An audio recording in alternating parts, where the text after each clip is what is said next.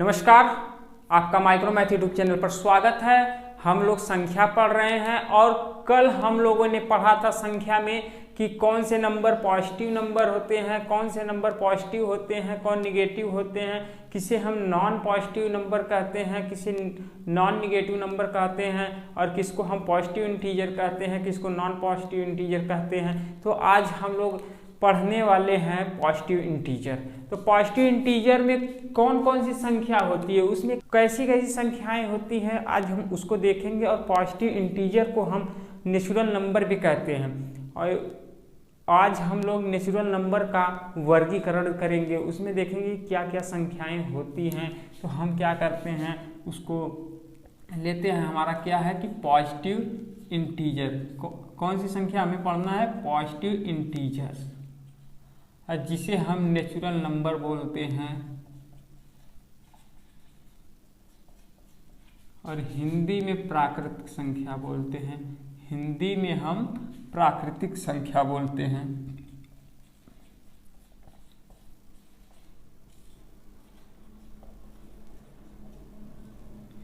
आज इस संख्याओं का हम क्या करेंगे, विभाजन करेंगे। तो देखिए, सबसे पहले हम इसमें कौन से नंबर को देखेंगे कि इसमें क्या सबसे पहले हम इसमें देखेंगे कि क्या क्या इसमें नंबर हो सकते हैं, कौन कौन सी संख्या हो सकती है। सबसे पहले हम इसमें अभाज्य नंबर को देखेंगे, अभाज्य संख्या को देखेंगे, जिसे हम इंग्लिश में बोलते हैं prime number. Prime number, prime number क्या होते हैं, कौन सी संख्या को हम प्राइम नंबर कहते हैं, कौन सी संख्या को हम अभाज्य संख्या कहते हैं। देखिए, अभाज्य संख्या वे संख्या होती है कि इसमें केवल दो गुणनखंड होते हैं, वे दोनों गुणनखंड अलग अलग होते हैं, वे दोनों गुणनखंड अलग अलग होते हैं, जिसमें इसका एक गुणनखंड एक होता है और दूसरा गुणनखंड वह संख्या स्वयं होती है। तो हम चलिए इस पे एग्जाम्पल लेते हैं, इस पे हम एग्जाम्पल लेके इसको समझते हैं। जैसे हमने एक संख्या लिखा 2, तो 2 को हम 2 का गुणनखंड करेंगे तो कैसे करेंगे, तो आप जानते हैं 2 का गुणनखंड करेंगे तो इसमें कितने गुणनखंड होंगे, एक तो 1 होगा और दूसरा क्या होगा, 2। तो हमने बताया है अभाज्य संख्या में कि इसका एक गुणनखंड 1 होगा और दूसरा स्वयं वह संख्या होगी। तो देखिए, यहाँ पर तो 1 है और दूसरा स्वयं यह संख्या है, तो हम कहेंगे यह क्या है, अभाज्य संख्या। कौन सी संख्या है, अभाज्य संख्या है।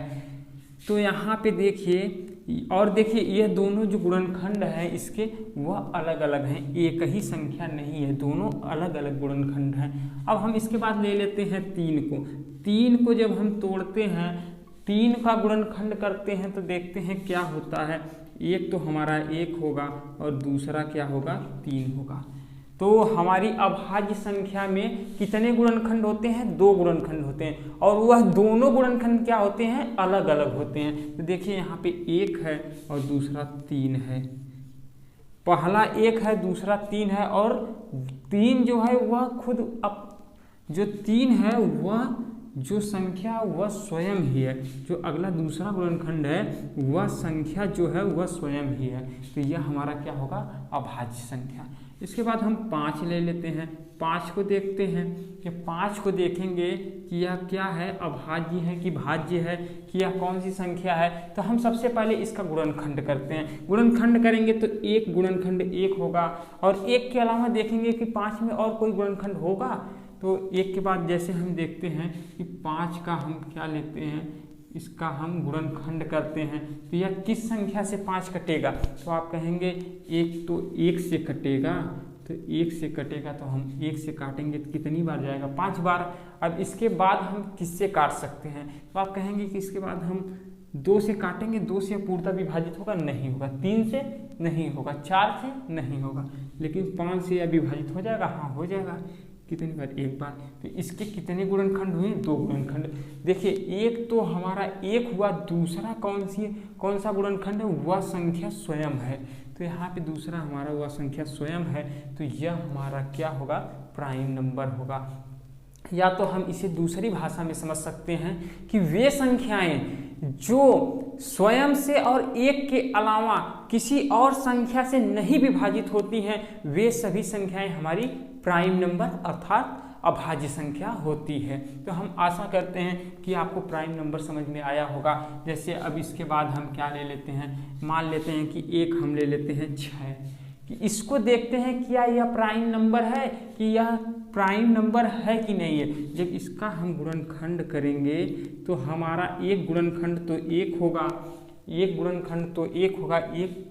एक ऐसा नंबर है, एक ऐसी संख्या है जो किसी भी संख्या का गुणनखंड करेंगे तो उसका एक गुणनखंड एक होगा। तो यहाँ पे देखिए एक गुणनखंड हमारा एक है, और देखिए 6 को हम और किसी संख्या से काट सकते हैं, बिल्कुल। देखिए 6 का हम क्या करते हैं, गुणनखंड करते हैं। एक बार एक से ले जाते हैं, कितनी बार जाएगा, 6 बार। अब देखिए यार 6 किससे कट सकता है, 2 से कट सकता है, बिल्कुल कट सकता है। कितनी बार, 3 बार। तो अब इसके बाद 3 हमारा क्या है, देखिए यहाँ पे हमने देखा प्राइम नंबर, यह तो या तो 1 से कटेगा या 3 से कटेगा। तो हमने 1 से काट ही लिया है। अब इसके बाद यह हमारा 3 होगा, तो 3 से कितनी बार, इसमें कितने गुणनखंड हो रहे हैं हमारे, 3 गुणनखंड। यहाँ पे 3 गुणनखंड हो रहे हैं, और एक गुणनखंड और होगा, एक इसका और गुणनखंड होगा, वो कौन सा होगा, 6। देखिए इसमें देखिए 1 है, 2 है, 3 है, 6 है। यह जो नंबर है हमारा, यह नंबर जो 6 हमारी संख्या है, यह 1 से भी विभाजित होगी, 2 से भी विभाजित होगी, 3 से भी विभाजित होगी और 6 से भी विभाजित होगी। तो हमारा प्राइम नंबर क्या कहता है, या इसमें हमारा क्या प्राइम नंबर, यदि कोई संख्या है तो उसका क्या नियम है कि वह संख्या या तो 1 से विभाजित हो या स्वयं से। तो क्या यहाँ पे देख रहे हैं कि यह 1 और स्वयं से सिर्फ विभाजित हो रही है, नहीं, इसके कितने गुणनखंड हो रहे हैं, 4 गुणनखंड हो रहे हैं। तो यह हमारी प्राइम नंबर नहीं होगी, यह हमारी अभाज्य संख्या नहीं होगी। और प्राइम नंबर में हमारे केवल 2 गुणनखंड होते हैं, 2 गुणनखंड के अलावा और कोई भी गुणनखंड नहीं होता है। देखिए आपको एक डाउट हो रहा होगा कि एक हमारा क्या है, जो एक है यह हमारी कौन सी संख्या है। तो हम क्या करते हैं कि ये हमारी प्राइम नंबर है कि कौन सा नंबर है। तो एक का हम गुणनखंड करते हैं, एक का गुणनखंड करेंगे तो 1 होगा। देखिए एक ऐसी संख्या है जिसका हम जितना चाहें उतना गुणनखंड कर सकते हैं। मान लेते हैं एक गुणनखंड और कर लिए 1 हो गया, एक गुणनखंड और कर लिए 1 हो गया, एक गुणन और खंड कर लिए 1 हो गया। तो हमने 4 गुणनखंड कर लिया, जितना चाहें उतना गुणनखंड कर सकते हैं। तो देखिए यहाँ पर हम देख रहे हैं कि इसके कितने गुणनखंड हैं, 4 गुणनखंड हैं। तो चारों गुणनखंड जो हैं वह सेम है, एक ही है। तो हमने आपको बताया है कि प्राइम नंबर में 2 गुणनखंड होते हैं। एक तो वह संख्या स्वयं होती है, दूसरा जो होता है वह 1 होता है। एक हमारा 1 होता है और दूसरी वह संख्या स्वयं होती है। तो मान लेते हैं कि एक तो हमारा 1 है और दूसरी वह संख्या स्वयं है, और जो गुणनखंड हमारा होता है वह गुणनखंड अलग अलग होता है, वह अलग अलग संख्या होती है। देखिए यहाँ पर 1 है, यहाँ पर 5 है, यह दोनों संख्या सेम है, नहीं, यह अलग अलग है। यहाँ पे देख रहे हैं 1 है, यहाँ पे 3 है, ये दोनों संख्या समान है, नहीं, दोनों अलग अलग है। और यहाँ पे देख रहे हैं सब अलग अलग है। तो यहाँ पे जब इसको कहेंगे तो यह क्या हमारा प्राइम नंबर होगा। यहाँ पे देख रहे हैं कि सब सेम ही है, और यहाँ पे हमने 4 गुणनखंड भी कर लिए हैं, तो यह सेम है। तो हम क्या कहेंगे कि यह प्राइम नंबर होगा, नहीं, यह हमारा प्राइम नंबर नहीं होगा। तो चलिए हम आशा करते हैं कि आपको समझ में आया होगा कि इसमें क्या प्राइम है, क्या प्राइम नहीं है, कौन सी संख्याएं प्राइम होती हैं, कौन सी संख्याएं प्राइम नहीं होती हैं। तो देखिए अभी हम प्राइम नंबर पे पहले हम इसका वर्गीकरण करके देख लेते हैं, फिर इसके बाद हम प्राइम नंबर पे बहुत ही विस्तृत चर्चा करेंगे।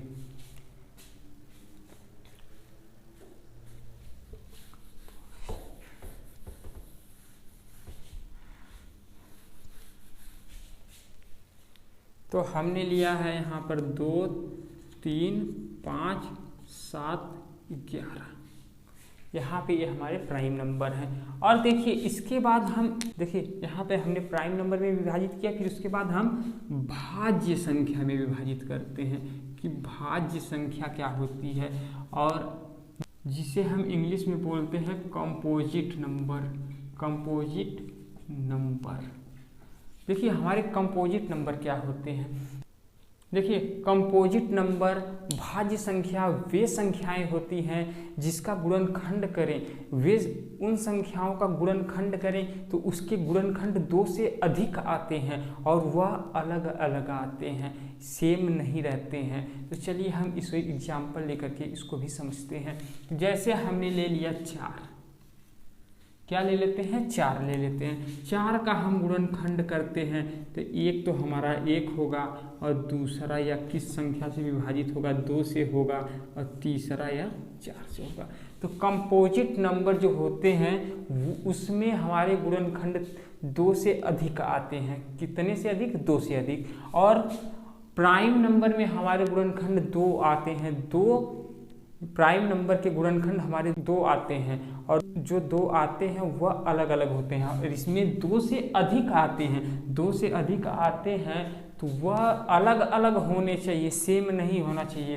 देखिए यहाँ पर हमने 1 लिया, यहाँ पर 2 लिया, यहाँ पर 4 लिया, यह 4 के गुणनखंड है।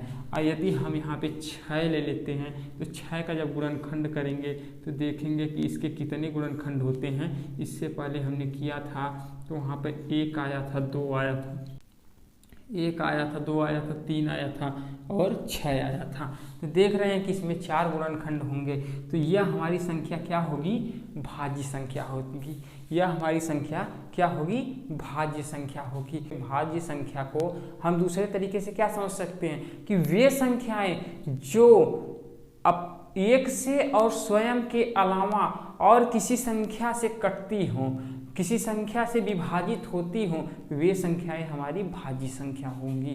वे संख्याएं हमारी भाज्य संख्या होंगी। तो हम जैसे ले लेते हैं, यहाँ पर 1 ले लेते हैं। 1 तो हमारा प्राइम नंबर नहीं था, देखते हैं कि यह भाज्य संख्या होगा। जब 1 का गुणनखंड करेंगे तो 1 तो हमारा 1 होगा और दूसरा हम 1 ले लेते हैं, तीसरा 1 ले लेते हैं। तो हमने आपको बताया है कि हमारे जो गुणनखंड होंगे वह 2 से अधिक होने चाहिए, भाज्य संख्या में 2 से अधिक होने चाहिए, लेकिन वह सेम नहीं होने चाहिए, अलग अलग होने चाहिए, डिफरेंट होने चाहिए। तो जब हम यहाँ पे देख रहे हैं कि यहाँ पर जब दोनों का दो गुणन, यहाँ पे 3 गुणनखंड हैं, 1 के 3 गुणनखंड हैं, लेकिन देख रहे हैं कि तीनों सेम है तो कहेंगे ये हमारी भाज्य संख्या नहीं है।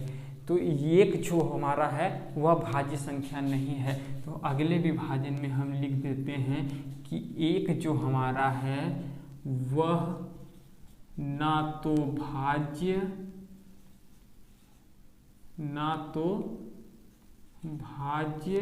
और ना ही अभाज्य संख्या है। तो इसको आप याद रखिएगा। 1 जो होगा, 1 जो है वह ना तो भाज्य संख्या है ना अभाज्य संख्या है। तो चलिए अब इससे आगे हम लोग बढ़ते हैं, अगले विभाजन पर चलते हैं। अगला विभाजन क्या है हमारा,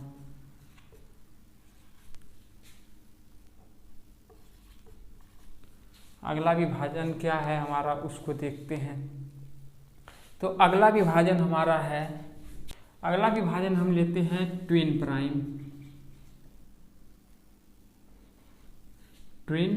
नंबर। अगला नंबर हम लेते हैं ट्विन प्राइम और जिसे हम बोलते हैं अभाज्य जोड़े।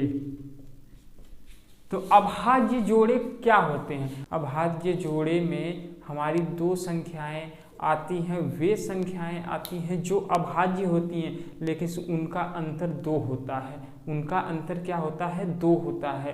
तो वे संख्याएं हमारी अभाज्य जोड़े कहलाती हैं। जैसे हमने ले लिया 3, 5, इसका अंतर क्या है, 2 है। और 5, 7 ले लिया, इसका अंतर क्या है, 2 है। और संख्या क्या है, यह भी अभाज्य है, यह भी अभाज्य है, यह भी अभाज्य है और यह भी अभाज्य है। अब जैसे इसके आगे ले लेते हैं 11, 13, इसका डिफरेंट कितना है, 2 है, इसका अंतर 2 है। और हम ले लेते हैं 17, 19 ले लेते हैं, इसका डिफरेंट हमारा 2 है। 101, 103 ले लेते हैं, इसका डिफरेंट क्या है 2 है। तो ये हमारे क्या होंगे अभाज्य जोड़े होंगे। अब इसके आगे हम और प्राकृतिक संख्या को किस में विभाजित कर सकते हैं, तो इससे आगे हम क्या करते हैं कि इसमें एक विभाजन करते हैं। कौन सा करते हैं, देखिए इसमें अगले विभाजन पे हम आते हैं और वह हमारा क्या है कोप्राइम या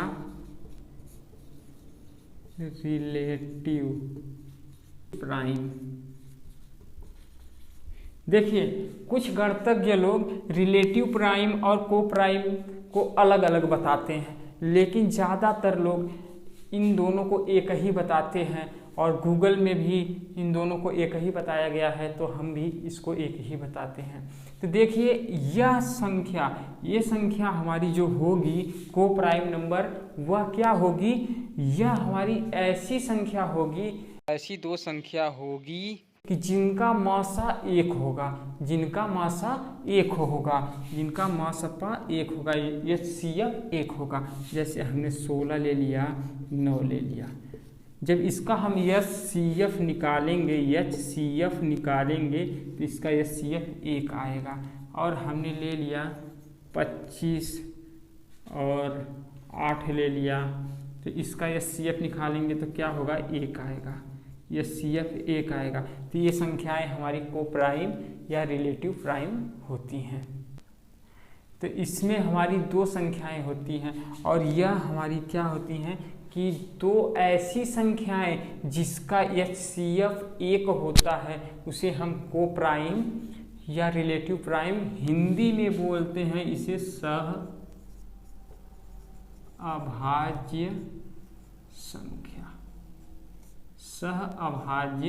संख्या।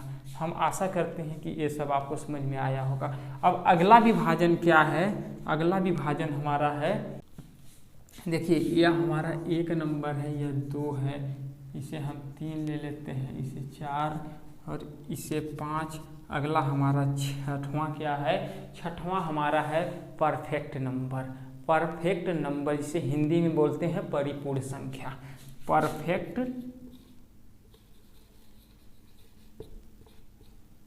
परफेक्ट नंबर हिंदी में बोलते हैं परिपूर्ण संख्या।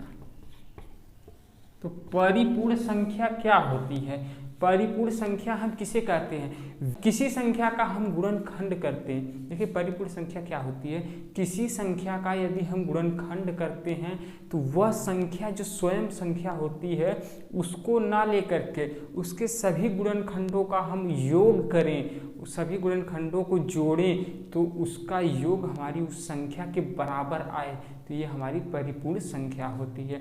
जैसे हमने 6 लिया, इसका जब हम गुणनखंड करेंगे तो होगा 1, 2, 3 और 6, जिसमें से हमें 6 को नहीं लेना है। और इसके बाद हम जब इनको जोड़ेंगे तो यह क्या आएगा 6 आएगा, यह क्या आएगा, इसका योग 6 आएगा और जिसे हम परिपूर्ण संख्या बोलते हैं। अब इसके बाद हमारा अगला क्या होगा, देखिए हमने 6 लिया, 6 को जब जोड़ा तो क्या आया हमारा, इसका योग क्या आया 6 आया। अब इसके बाद हम लेते हैं जैसे 28 लेते हैं, 28 का जब हम गुणनखंड करेंगे तो देखते हैं कि इसका योग क्या आता है। तो इसका 1 होगा, 2 होगा और उसके बाद क्या होगा 3 होगा, 3 नहीं होगा, 4 होगा, 4 होगा, 5 होगा, 5 नहीं होगा, 6 होगा, नहीं होगा, 7 होगा, हाँ होगा, 7 के बाद क्या होगा 14 होगा, 14 के बाद क्या होगा 28, जिसमें से हमें इस संख्या को नहीं लेना है। और इसके बाद जब हम इनको जोड़ेंगे तो देखते हैं क्या होता है, 14 7 21 होगा, 21 4 हो जाएगा 25, 25 2 27 1 28। यह हमारी परिपूर्ण संख्या है। इसके बाद हमारी जैसे परिपूर्ण संख्या में हमारा एक 6 हो गया, एक 28 हो गया और 496 8128, यह हमारी परिपूर्ण संख्या है। अब परिपूर्ण संख्या के बाद हम कौन सी संख्या में इसे विभाजित करते हैं, इस प्राइम नंबर को, और कौन सी संख्या में विभाजित करते हैं, तो परिपूर्ण संख्या के बाद हम इसे सम संख्या में विभाजित करते हैं। चलिए हम इसको मिटा लेते हैं।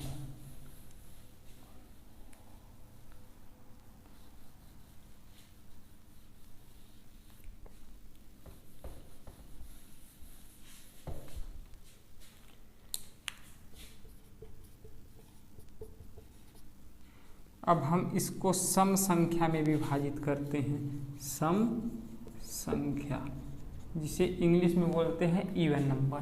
तो इवन नंबर हमारे कौन से नंबर होते हैं, इवन नंबर हमारे कौन से नंबर होते हैं, सम संख्या हमारी कौन सी संख्याएं होती हैं, वे संख्याएं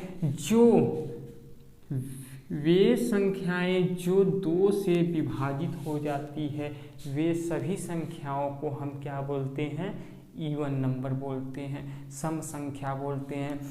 जैसे हमने 4 ले लिया, या 2 से विभाजित होगी, बिल्कुल होगी। 2 ले लिया, या 2 से विभाजित होगी, बिल्कुल होगी। 6 ले लिया, या 2 से विभाजित होगी, हाँ होगी। और इसके बाद 8 ले लिया, 10 ले लिया, 12 ले लिया। इसी तरह सभी संख्याओं को लेंगे जो हमारी 2 से विभाजित होगी। और यहाँ पे आप देखिए कि यहाँ पर सबसे छोटी धनात्मक संख्या हमारी क्या है, सबसे छोटी धनात्मक सम संख्या क्या होगी, हमारी 2 होगी। सबसे छोटी धनात्मक सम संख्या क्या होगी, 2 होगी। यह हमारा एग्जाम में पूछा गया है कि सबसे छोटी धनात्मक सम संख्या क्या होगी, 2 होगी। तो और देखिए इससे पहले हमारा 0 होता है, 0 हमारी कौन सी संख्या होती है, तो 0 को हम 2 से विभाजित करते हैं तो यह विभाजित हो जाती है। तो आप कहेंगे कि यह क्या होगी, सम संख्या। लेकिन यहाँ पर गणितज्ञ लोगों में मतभेद है, तो हम आपको बताते हैं और सभी लोग इसे सम मान के चलते हैं, तो हम भी इसे सम ही बताते हैं। यह 0 हमारी कौन सी संख्या होगी, सम संख्या होगी। और हम आशा करते हैं कि आपको सम संख्या समझ में आया होगा। सम संख्या जो होगी, जितनी भी सम संख्याएं होंगी, वह हमारा 2k के रूप में होगी। किसमें होगी, 2k के रूप में। अब k का मान क्या हो सकता है, k का मान हमारा नेचुरल नंबर होगा, k का मान हमारा नेचुरल नंबर होगा। तो हम यहाँ पे k का मान नेचुरल नंबर रखेंगे, तो ये हमारी हो जाएगी धनात्मक सम संख्याएं। यदि पूछा जाए कि सबसे छोटी सम संख्या क्या होगी, तो सबसे छोटी सम संख्या हमारी क्या होती है, माइनस अनंत होती है। कैसे, जैसे यहाँ पे तो इसमें बोला नहीं है कि धनात्मक कहता तो हम 2 को लगा देते हैं, लेकिन इसे बोला है कि सबसे छोटी सम संख्या क्या होगी, वह हमारी माइनस में चली जाएगी, माइनस अनंत होगी। तो हम आशा करते हैं कि आपको समझ में आया होगा। अब इसके बाद हम विषम संख्या को देखते हैं। किसको देखते हैं, विषम संख्या को। ये देखिए हमारा 7वां नंबर था, ये 8वां नंबर है, विषम संख्या। विषम संख्या क्या होती है, वे सभी संख्याएं जो 2k प्लस माइनस 1 के रूप की होती हैं, वे सभी संख्याओं को हम विषम संख्या कहते हैं। या तो दूसरी भाषा में हम बोल सकते हैं कि वे सभी संख्याएं जो 2 से विभाजित नहीं होती हैं, उसे हम विषम संख्या कहते हैं। तो जैसे यहाँ पर k के स्थान पर हमने 1 ले लिया, और k के स्थान पर 1 ले लिया, तो यहाँ पर 1 ले लेते हैं, एक बार प्लस ले लेते हैं, प्लस 1 लेते हैं, तो क्या होगा, 2 एकम 2, 2 में 1 जोड़ेंगे 3, यह हमारी क्या होगी, विषम संख्या। और हम एक बार 1 ही लेते हैं, एक बार माइनस ले लेते हैं, और जब माइनस लेंगे इसमें से, जब 2 एकम 2, 2 में से 1 को घटाएंगे तो क्या होगा, हमारा 1 होगा। यह क्या, कौन सी संख्या होगी, यह हमारी विषम संख्या होगी। तो और इसी तरह हम 2 लेंगे तो यहाँ पे हमारा 5 हो जाएगा, यहाँ पे माइनस करेंगे तो हमारा 3 आ जाएगा। तो यह क्या होगी, हमारी विषम संख्या होगी। जितनी विषम संख्याएं होती हैं वह हमारी 2k प्लस माइनस 1 के फॉर्म में होती हैं, या तो प्लस 1 के फॉर्म में होगी या माइनस 1 के फॉर्म में होगी। आशा करते हैं कि यह आपको समझ में आया होगा। आपको कहीं पे इसमें डाउट हो तो आप कमेंट करिए, आपका डाउट क्लियर कर दिया जाएगा। तो तो आज का क्लास हम यहीं पे समाप्त करते हैं। कल इससे आगे बढ़ेंगे और प्राइम नंबर को और भी डिटेल में देखेंगे कि उसमें क्या क्या संख्याएं हो सकती हैं, उस पर क्या क्या क्वेश्चन बन सकते हैं। तो चलिए बस आज के लिए इतना ही।